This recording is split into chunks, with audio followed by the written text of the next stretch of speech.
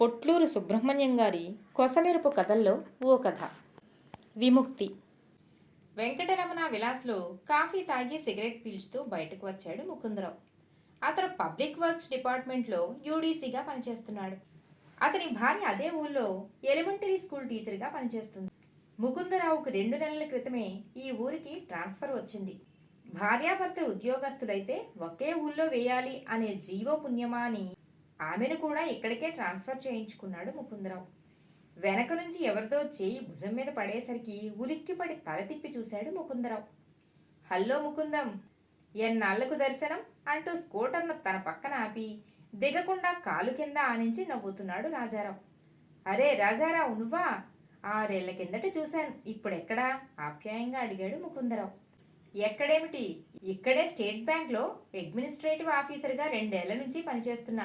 ఇంతకీ నీ విషయం చెప్పు. చెల్లమ్మ పిల్లలు బాగున్నారా? ఎక్కడ ఉంటున్నారు? ఏంటి సంగతులు? టకటక అడిగేశాడు రాజారావు. రంగనాయకులపేటలో ఉంటున్నా. ఇక నీ విషయం చెప్పు. విమలా వాళ్ళు ఎలా ఉన్నారు? పరామర్శించాడు ముకుందరావు.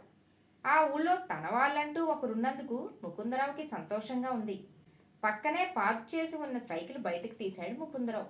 ఇంటికి రా, దగ్గరే, అన్ని విషయాలు మాట్లాడుకుందాం అంటూ ముకుందరావుని బయలుదేరదీసి తను సైకిల్ స్పీడ్కు అనుగుణంగా స్కూటర్ నడపసాగాడు రాజారావు. ఆ రాజారావు పిన్నమ్మ కూతుర్ని చేసుకున్నాడు ముకుందరావు. ప్రస్తుతం రాజారావు తండ్రి చనిపోయాడు, తల్లి మాత్రమే ఉంది. రాజారావు భార్య అన్నయ్య అంటూ ఆప్యాయంగా పలకరించి చాలా మర్యాద చేసింది ముకుందరావుని. రాజారావు తల్లి కూడా ఎంతో అభిమానంగా మాట్లాడింది. రోజులు గడిచిపోతున్నాయి. ఇప్పుడు సెలవు వస్తే రాజారావు కుటుంబం ముకుందరావు ఇంటికి రావడమో, ముకుందరావు కుటుంబం రాజారావు ఇంటికి పోవడమో జరుగుతుంది. ఓ ఆదివారం ముకుందరావు కుటుంబం రాజారావు ఇంట్లో కూర్చొని పిచ్చాపాటి మాట్లాడుకుంటున్నారు. ఇంతలో రాజారావు ఉన్నట్లుండి, ఒరే ముకుందం, మేము సౌత్ ఇండియా టూర్ వెళ్దామనుకుంటున్నాము, మీరు వస్తారా అని అడిగాడు. ముకుందరావుకు తెలుసు, రాజారావు లక్షాధికారి బిడ్డ. ఇటువంటి టూర్లు ఎన్నైనా వేయగలడు, ఎంతైనా ఖర్చు పెట్టగలడు. కనుక స్తోమత చాలదు, మొహమాటానికి పోతే తిప్పలు పడవలసి వస్తుంది. రాజారావు, నేను ఈ మధ్య ఉన్న సెలవంతా వాడేశానోయ్, మరేమనుకోకు, ఈసారికి ప్రయత్నిస్తాలే అన్నాడు ముకుందరావు బాగా ఆలోచించుకొని. అవునన్నయ్య, మాది సింగిల్ టీచర్ స్కూల్ కాబట్టి ఈ సెలవు దొరకడం చాలా కష్టం అంది ముకుందరావు భార్య అరుణ. మీరు వస్తే బాగుంటుంది వదినా, విమల అందుకుంది. సరే అనవయ్యా ముకుందయ్య, అందరం సరదాగా తిరిగొద్దాం అంది రాజారావు తల్లి. ముకుందరావు ఏం మాట్లాడలేదు. రాజారావు ఏదో ఆలోచనలో పడిపోయినట్లు కళ్ళు మూసుకొని కుర్చీలో వెనక్కి వాలాడు. సరే ముకుందరావు, నీ ఇష్టం, ఓ 5 నిమిషాల తర్వాత అన్నాడు.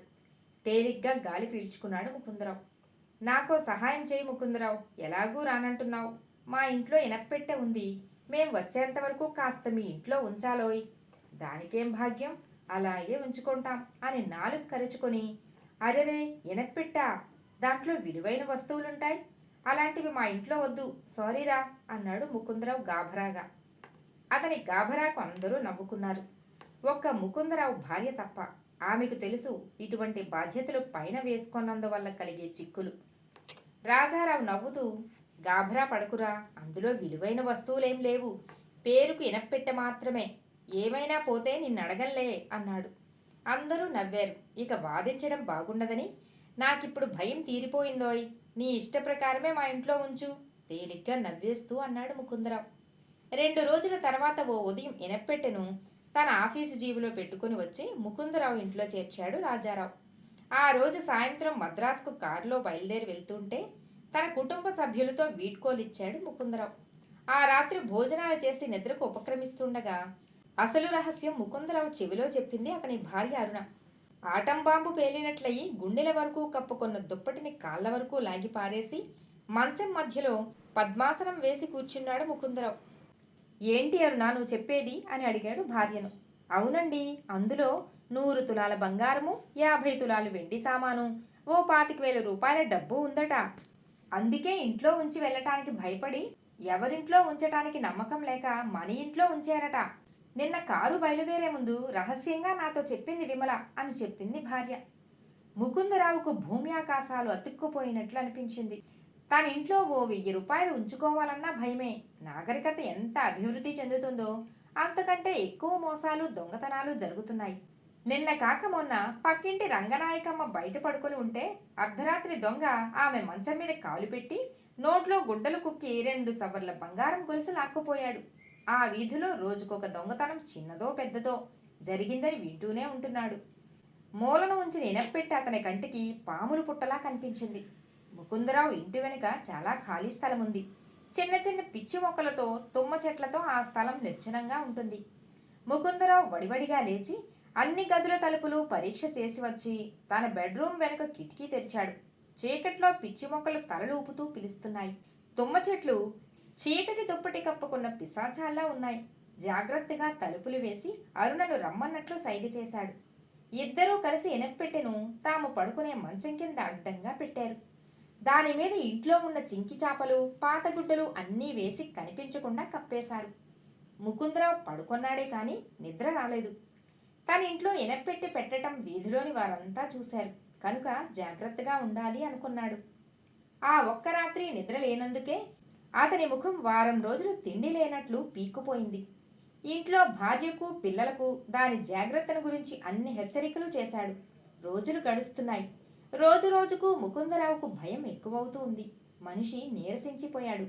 భర్త పరిస్థితి చూసిన తర్వాత ఎనప్పెట్టె కంటే తన భర్త ఏమవుతాడో అన్న భయం పట్టుకుంది అరుణకు.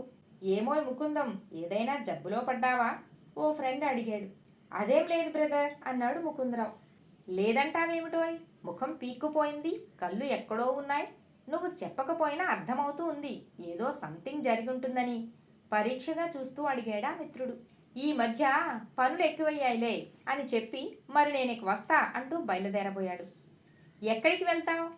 రోజు రాత్రి 9 గంటల దాకా ట్రంక్ రోడ్లో బాతాకాని వేస్తూ మమ్మల్ని నవ్వించేవాడివి కదా. ఇప్పుడు పొద్దుగూకేసరికి ఇంటికి వెళ్ళాలంటున్నావు ఏమిటి కదా అన్నాడు. ఐఎమ్ సారీ, అర్జెంట్ పని ఉంది, మళ్ళీ వచ్చి చెబుతా అంటూ మరో మాటకు అవకాశం ఇవ్వకుండా సైకిల్ ఎక్కాడు ముకుందరావు. ఇక ఆఫీసులో కూడా ముకుందరావుకి ఇలాంటి పరామర్శలే ఎదురవుతున్నాయి. ఏంటి ముకుందం, మనిషివి సన్నగా అయ్యావు, ఆరోగ్యం సరిగా లేదా అన్నాడు ఓ కొలీగ్. ఏంటండి ముకుందరావు గారు, ఎప్పుడూ ట్రిమ్గా ఉంటూ డీసెంట్ డ్రెస్ వేసేవాళ్ళు ఆ మాసిని గడ్డమేంటి, ఆ జుట్టు పెంచడమేంటి? ఓ స్నేహితుడి బాధ. నమస్కారం ముకుందరావు సాబ్, తమరు హప్పుడు రూపాయి ₹1 టీకి ఇచ్చేవాళ్ళు. ఈ మధ్య హేమిటో ఆలోచిస్తూ ఉండారు. ప్యూను పీరు సాహెబ ఆవేదన. ముకుందరావు గారు, మీ ఆరోగ్య పరిస్థితి ఏంటో నాకు అర్థం కావటం లేదు. రోజు రోజుకు పరధ్యానం ఎక్కువైపోతూ ఉంది. కాగితం రాస్తే అందులో ఒక్క సెంటెన్సు కంటిన్యూటీ లేదు. నా ఉద్దేశ్యం ఏంటంటే it is better to apply leave. మీ ఆరోగ్యం సరైన తర్వాతే డ్యూటీలో చేరవచ్చు. ఆరోగ్యమే మహాభాగ్యం అన్నారు పెద్దలు, ఆలోచించుకోండి అన్నాడు ఆఫీసులో ఒకరోజు. రాజారావు రావడానికి ఇక వారం రోజులే ఉంది. ఒకవేళ సెలవు పెట్టినా బాగుంటుందేమో ఈ వారం రోజులు. ఈ ఆలోచన రాగానే ఆ రాత్రి భార్యతో మాట్లాడి సెలవు పెట్టడానికే నిర్ణయించుకున్నాడు ముకుందరావు. అరుణ పరిస్థితి కూడా అలాగే ఉంది. మనిషి చాలా తగ్గిపోయింది. మునుపటిలా హుషారుగా ఉండటం లేదు. అయినా ముకుందరావులా స్పర్శజ్ఞానం మాత్రం కోల్పోలేదు. లీవ్ అప్లై చేసినప్పటి నుంచి ముకుందరావు పగలు రాత్రి ఇంట్లోనే గడిపేస్తున్నాడు. పెరిగిన గడ్డంతో తైల సంస్కారం లేని జుట్టుతో దాదాపు పిచ్చివాడైపోయాడు. అతని మెదడులోంచి పాములు పుట్ట ఎనప్పెట్టె బయటకు పోతేనే కానీ విశ్రాంతి ఉండదు. ఆ తెల్లవారే రాజారావు టూర్ నుంచి తిరిగి వచ్చే రోజు. ఆ రోజు సాయంత్రం మార్కెట్లో భార్య ఇచ్చిన పట్టీలో కూరగాయలన్నీ కొని రోడ్డును పడి వస్తున్నాడు. ఇంతలో ఎవరో పిలిచినట్లు అనిపిస్తే ఆగాడు. ఎదురుగా తన కొలీగ్ నారాయణ. ఏం ముకుందం, తిరుపతికి వెళ్తున్నావా? గడ్డం పెంచేసా? ఫ్యామిలీతోనా, సింగిల్గానా? నీ నెరవేరిన కోరికేమిటో నాకు చెప్పబోయ్ అంటూ టకటక అడిగేస్తున్నాడు. అవునోయ్, తిరుపతికే మొక్కుబడి ఉంది, వెళ్ళాలి. ఇక అంతకంటే జవాబు దొరక్క అన్నాడు ముకుందరావు. సైకిలేదోయ్, నడిచే వస్తున్నావు అన్నాడు. ముకుందరావుకు ఒక్క క్షణం తల తిరిగింది. అరెరే, సైకిల్ మార్కెట్లో పెట్టి మరిచిపోయి వచ్చాను, వస్తా అన్నాడు వెనక్కి తిరిగి దూసుకుపోతూ. ఓరి నీ మతిమరుపు మండ, ఇంకెక్కడుంటుంది సైకిలు, అందులోనూ ఈ ఊర్లో. నా మాట విని ముందు వెళ్ళి పోలీస్ రిపోర్ట్ ఇయ్యు అన్నాడు నారాయణ. నెరవేరిన కోరిక ఏమిట్రా అంటే చెప్పకుండానే వెళ్ళాడు. కొంపదీసి వీడికి ప్రమోషన్ రాలేదు కదా ఈర్ష్యగా అనుకున్నాడు నారాయణ మనసులో. ముకుందరావు నేరుగా మార్కెట్ దగ్గరికి వెళ్ళాడు. సైకిలు అక్కడే ఉన్నందుకు చాలా సంతోషించాడు. ఆ రాత్రంతా దైవ ప్రార్థనతోనే గడిపాడు. మరునాడు నిద్ర లేస్తూనే అరుణ, త్వరగా కాఫీ ఇవ్వు. రాత్రే రాజారావు వాళ్ళు వచ్చి ఉంటారు. ఈ రోజుతో ఆ పీడ వదిలించుకుందాం అన్నాడు ఆనందంగా. ఆమెకు ఆనందంగానే ఉంది. వెంటనే కాఫీ తెచ్చిచ్చింది.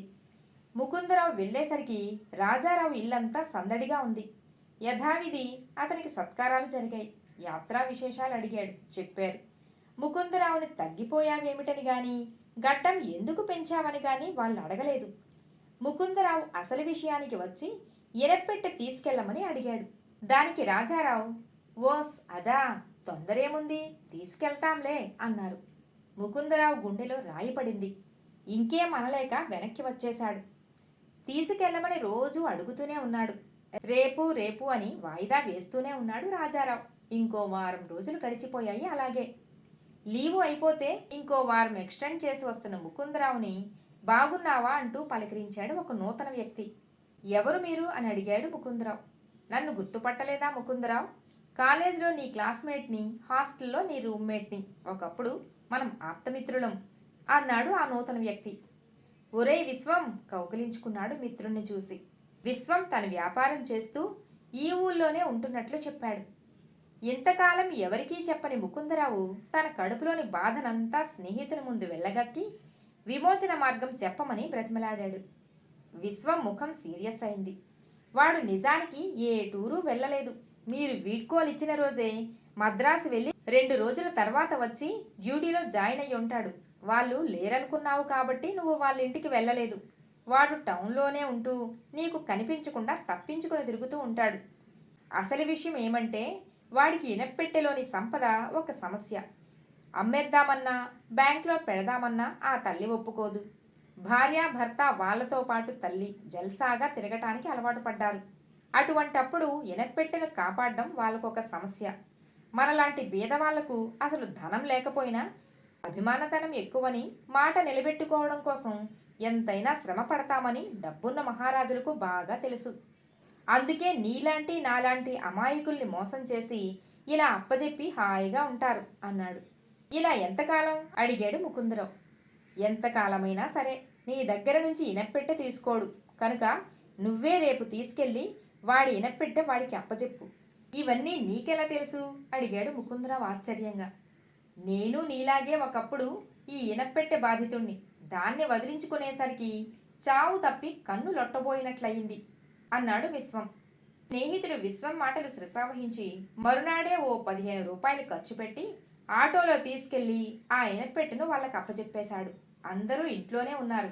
అందరూ ముఖాలు చిట్లించుకున్నారు. ముకుందరావుతో ఎవ్వరూ మాట్లాడలేదు. దానికి బాధపడలేదు సరికదా. తనకు ఆ అవస్థ తప్పినందుకు ఎంతో సంతోషించాడు ముకుందరావు. ఆ రోజు నుంచి ముకుందరావు ఇంటికి, రాజారావు ఇంటికి రాకపోకలు పూర్తిగా తగ్గిపోయాయి. రాజారావును ఇప్పుడు ముకుందరావు పలుకరించబోయినా ముఖం చిట్లించి తప్పించుకొని వెళ్ళిపోతున్నాడు. ఇప్పుడు ముకుందరావు ట్రిమ్గా డ్రెస్ చేసుకొని ఆనందంగా ఉంటుంటే ప్రస్తుతం రాజారావు ఇంకో మానధనుడి వేటలో ఉన్నాడు. కథ సమాప్తం. మిత్రులారా, మరో కథతో మళ్ళీ కలుద్దాం.